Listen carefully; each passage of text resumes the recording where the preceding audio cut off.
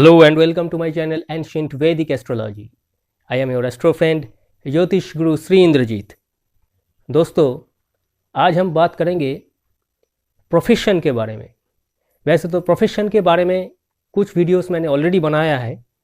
आज 10th Lord, 10th house is your profession, तो आज हम 10th लॉर्ड का प्लेसमेंट के ऊपर कुछ बात करेंगे। वैसे तो प्रोफेशन आदमी के ज़िंदगी का सबसे महत्वपूर्ण विषय है। वो क्या करेगा, क्या कामकाज करेगा। 10th हाउस सिर्फ आपका प्रोफेशन ही नहीं होता है, 10th हाउस आपका जॉब या एक्शंस होता है।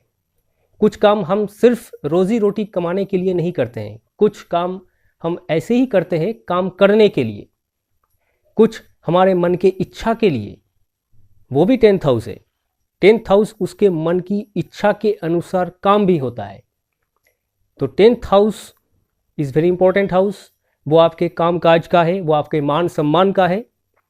आप लाइफ या करियर में कितना मान सम्मान हासिल करेंगे, किस लेवल पे आप पहुंचेंगे, आपके सोशल स्टेटस क्या होगा, ये सब कुछ आपका 10th हाउस है। तो 10th लॉर्ड जो प्लैनेट है आपके बर्थ चार्ट में, वो कहाँ पे बैठा है, वो क्या क्या इफेक्ट देता है। सबसे पहले ये समझ लीजिए कि 10th हाउस का जो कारक प्लैनेट होता है, कारक, हर एक हाउस का एक कारक प्लैनेट होता है नेचुरल ज़ोडिएक के हिसाब से।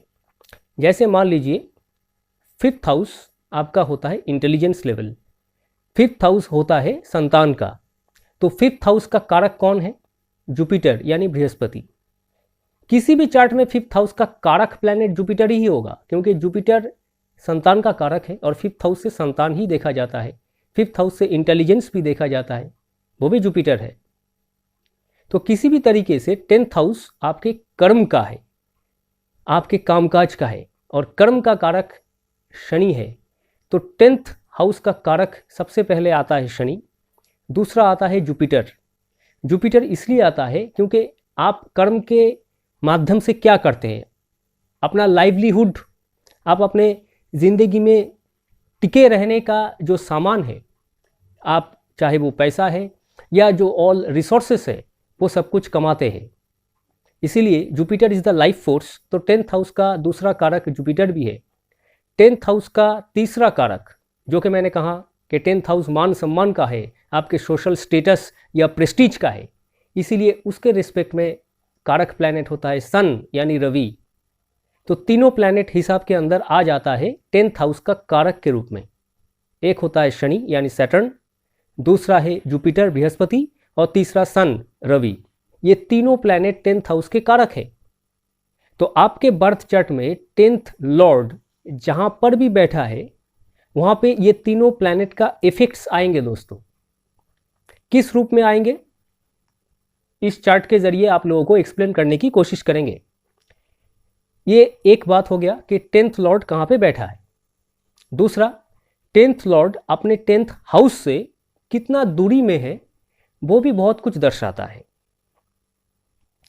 आ जाते हैं इस चार्ट के जरिए आप लोगों को समझाने की कोशिश करते हैं। आप लोग अच्छी तरह से देखिए, कोई प्रश्न है, कोई प्रॉब्लम है, तो आप लोग कमेंट बॉक्स पे जाके कमेंट कीजिएगा दोस्तों। या तो कोई डाउट है तो आप लोग मुझे ईमेल भी कर सकते हैं। मेरा ईमेल आईडी और व्हाट्सएप नंबर आपको इस वीडियो के डिस्क्रिप्शन बॉक्स में मिल जाएगा। दोस्तों, इस चार्ट पे आ जाइए। ये कैंसर साइन का चार्ट है, कैंसर लग्न है, कर्क लग्न है। ये सेकंड हाउस है। सेकंड हाउस में आपका सिंह राशि में मंगल बैठा है, सन बैठा है और केतु बैठा है। सिंह राशि में सेकंड हाउस में। थर्ड हाउस में बुध कन्या राशि में, जुपिटर वेनस के साथ तुला राशि में, चंद्रमा नीच का है वृश्चिक राशि में, राहु एक्वेरियस में बैठा है, और सैटर्न यानी शनि बकरी होके मेष राशि में बैठा है। मेष इसका 10th हाउस भी है, एरिस 10th हाउस है। तो मंगल कौन सा प्लैनेट हो गया? 10th Lord. तो इस कर्क लग्न के, कैंसर लग्न के चार्ट में 10th लॉर्ड है मार्स यानी मंगल। मंगल कैंसर लग्न के लोगों के लिए बहुत अच्छा प्लैनेट भी माना जाता है, क्योंकि योग कारक है। तो वही मंगल यहाँ पे देखिए, सन के साथ, सन की ही राशि में, सिंह राशि में बैठा है, साथ में केतु भी है। और ये लग्न के हिसाब से कौन सा हाउस है? सेकंड हाउस है। Second house is family business, second house is income, उसमें भी बैठा है। मैंने अभी अभी क्या कहा कि जहाँ पर भी आपका 10th लॉर्ड बैठा है वहाँ पे वो तीनों प्लैनेट का इफेक्ट कैरी करता है। शनि का इफेक्ट, जुपिटर का इफेक्ट और सन का इफेक्ट।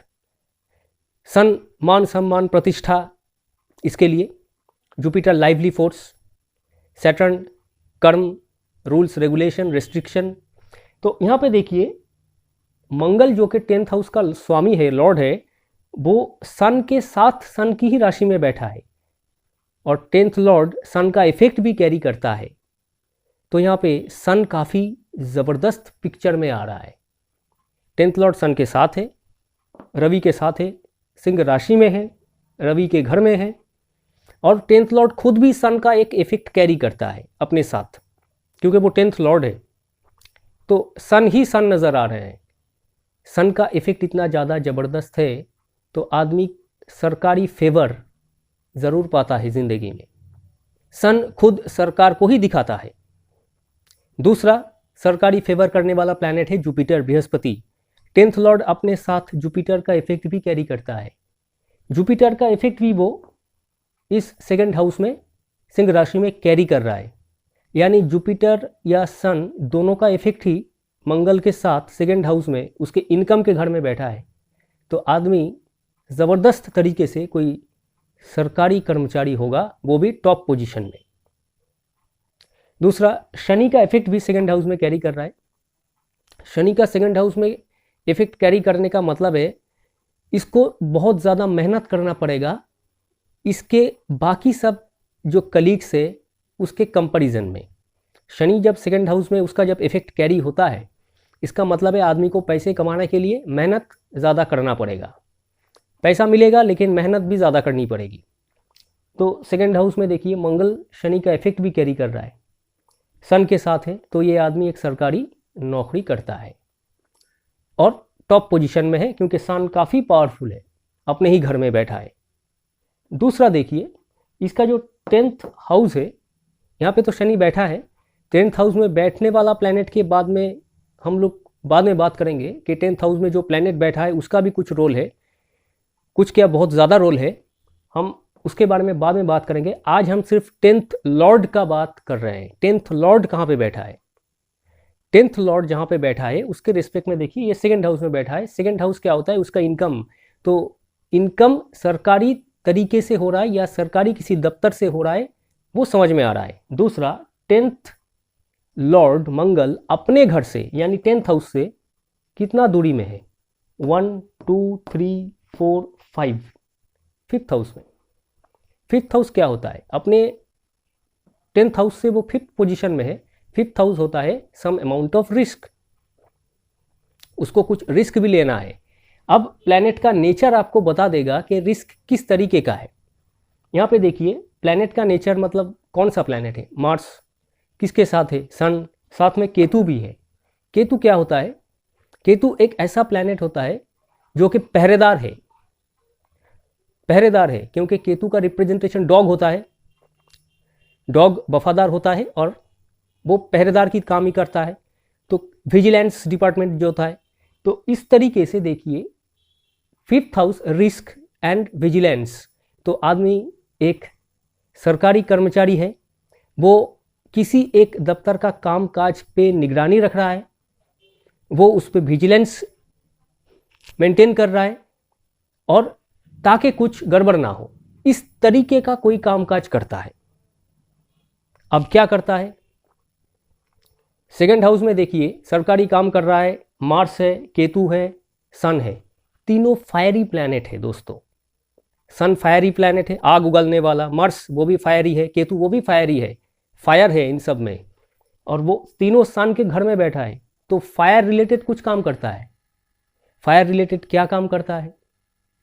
अब नेचर अगर देखना है तो 10th हाउस में बैठा हुआ प्लैनेट, 10th हाउस का जो लॉर्ड है मंगल, वो किस नक्षत्र में है, ये सारा कुछ देखना होता है प्लैनेट। तब जाके आप लोगों को समझ में आएगा कि वो एक्चुअली नेचर ऑफ जॉब क्या है। तो मैं आप लोगों को बता देता हूँ, ये जो शनि है इसका 10th हाउस में बैठा है बकरी होके, वो शनि एक्चुअली केतु के नक्षत्र में है, और केतु देखिए सन के साथ 10th लॉर्ड के साथ भी बैठा है। केतु फायरी हाउस में पेट्रोकेमिकल दिखाता है, तो सरकारी किसी पेट्रोकेमिकल डिपार्टमेंट में वो काम कर सकता है जहाँ पे उसको विजिलेंस रखना पड़ रहा है। तो ये आदमी इंडियन ऑयल में काम करता है, ऑफिसर है, और जगह जगह में इसको घूमना पड़ता है एज ए विजिलेंटी। इसको नज़र रखनी पड़ती है सारे कामकाज के बारे में, सारे पेट्रोलियम डीलर्स और जो भी ये एलपीजी कनेक्शन वगैरह होता है, कंप्लेंट्स भी आते हैं, सब कुछ इसको चेक करना होता है, वही इसका काम है। तो इस तरीके से देखिए आप 10th लॉर्ड के प्लेसमेंट से काफ़ी कुछ कह सकते हैं। 10th लॉर्ड कहाँ पे बैठा है, किस तरीके से बैठा है, उससे आपको जॉब का एक नेचर मालूम हो जाता है दोस्तों। ऐसे तो तरीका बहुत है, नवांश कुंडली से देखना है, D10 चार्ट से देखना है, 10th लॉर्ड का प्लेसमेंट से देखना है। आदमी या एस्ट्रोलॉजी के जो स्टूडेंट्स हैं वो घबरा जाता है कि किस तरीके से देखें। सब कुछ देखिए, उसमें कोई प्रॉब्लम नहीं है, आप स्टेप बाय स्टेप देखिए। लेकिन ये मैंने सिर्फ 10th लॉर्ड के प्लेसमेंट से बताने की कोशिश की है कि 10th लॉर्ड के प्लेसमेंट से आपको जॉब का नेचर, जॉब किस टाइप का है, कैसा डेवलपमेंट होगा, ये सब कुछ के बारे में आपको एक ओवरऑल आइडिया आ जाएगा। सेकंड क्या होता है, 10th हाउस में बैठा हुआ प्लैनेट को देखना होता है। थर्ड क्या होता है, नक्षत्र को देखना होता है। उसके आगे आप डिविजनल चार्ट्स में जाइए, यानी D9 चार्ट, नवांश कुंडली देखिए, D10 चार्ट देखिए, तब जाके एक ओवरऑल उसके कैरियर पाथ, उसके लाइफ का कर्म के बारे में एक टोटल पिक्चर समझ में आती है। तो मैंने आप लोगों को समझाने की कोशिश की कि 10th लॉर्ड के प्लेसमेंट से आपको कैसे पता चलेगा कि आदमी किस तरीके का जॉब करता है। आशा रखते हैं कि वीडियो आप लोगों को अच्छा लगा। अगर अच्छा लगा तो एक लाइक ज़रूर दीजिएगा दोस्तों, और चैनल पे अगर आप नए हो तो चैनल को सब्सक्राइब करके बेल आइकन को ज़रूर प्रेस कीजिएगा दोस्तों। तो फिर मिलेंगे इस तरीके के नए और रोचक जानकारी के साथ एक नए वीडियो में। तब तक के लिए धन्यवाद।